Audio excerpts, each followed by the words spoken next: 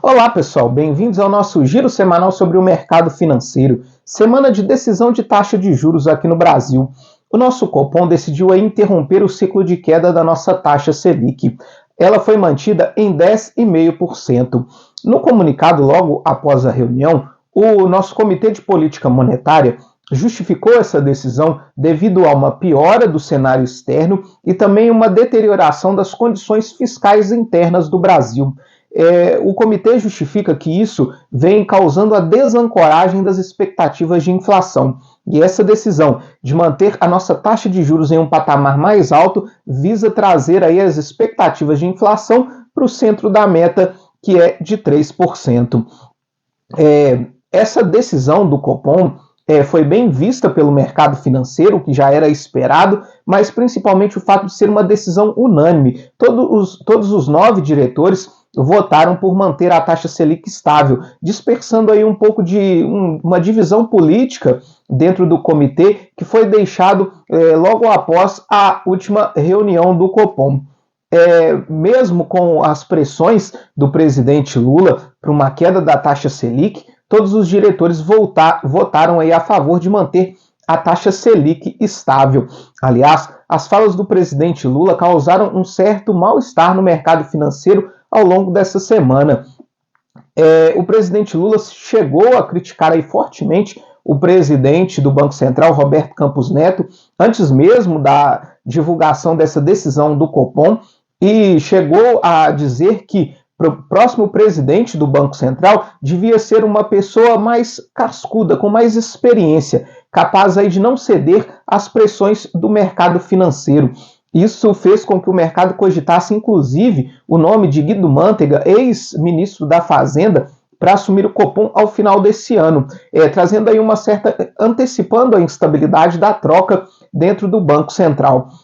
Mas aí logo depois outros nomes também foram surgindo. O nome de Gabriel Galípolo, que hoje já está no Banco Central, deu notícias de que ele ainda continua no páreo, e também foi citado o nome de Lara Rezende, um dos pais do Plano Real e que apoiou o presidente Lula durante a sua eleição. E esses nomes deixaram aí o mercado mais tranquilo. Mesmo assim, nós tivemos aí um estresse em relação principalmente à cotação do dólar, que chegou aí a flertar com R$ 5,50, mas encerra essa semana cotado aos R$ 5,43, com uma alta aí próxima de 1%.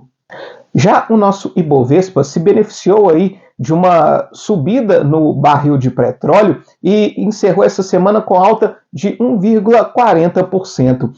Também o fato dessa decisão ter sido unânime no Banco Central também ajudou a impulsionar o nosso Ibovespa, o que beneficiou também a nossa renda fixa. Nós tivemos aí uma acomodação nos juros futuros. O DI para janeiro de 2025 encerra essa semana em leve queda de 0,08 pontos percentuais, cotado a 10,56. Isso beneficiou a carteira de títulos públicos. O IMA geral encerra essa semana com alta de 0,32 pontos percentuais e acumula uma alta de 0,26% esse mês. Já os pré-fixados tiveram uma alta de 0,22 pontos percentuais e acumula alta de 0,11% neste mês. Nós tivemos ainda decisão de juros lá na Suíça, que promoveu seu segundo corte de juros no período pós-pandemia. Foi mais um corte de 0,25 pontos percentuais. Já o Reino Unido decidiu manter aí sua taxa básica de juros inalterada.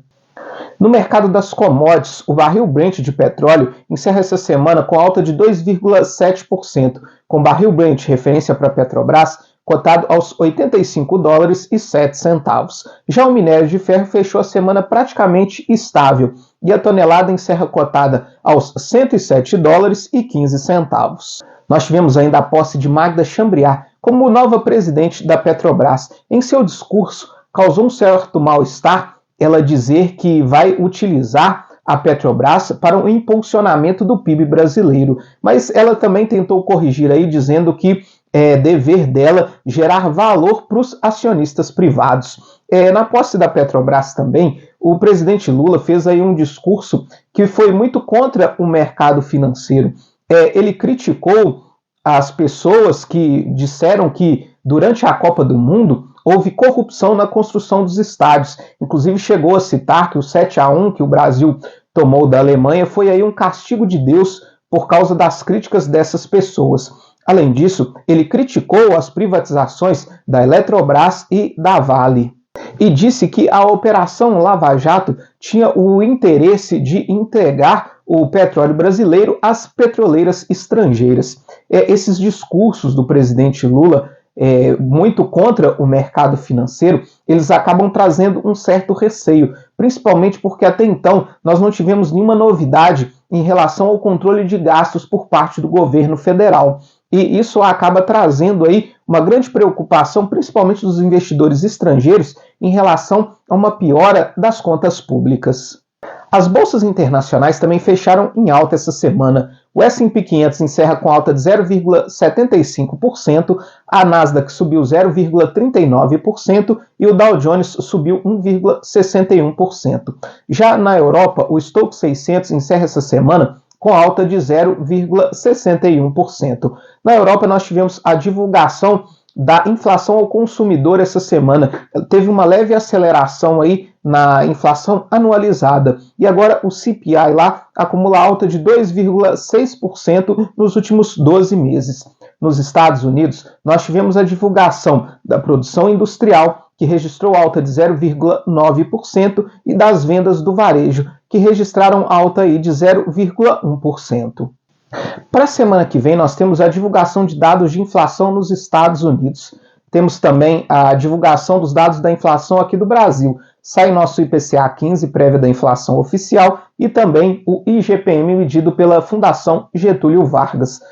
Sai também a ata da última reunião do Copom, que vai dar aí mais detalhes de o que baseou aí a interrupção desse ciclo de corte da nossa taxa Selic, e também tem a divulgação do relatório trimestral de inflação com entrevista do presidente do nosso Banco Central, Roberto Campos Neto. Muito obrigado e até a próxima semana.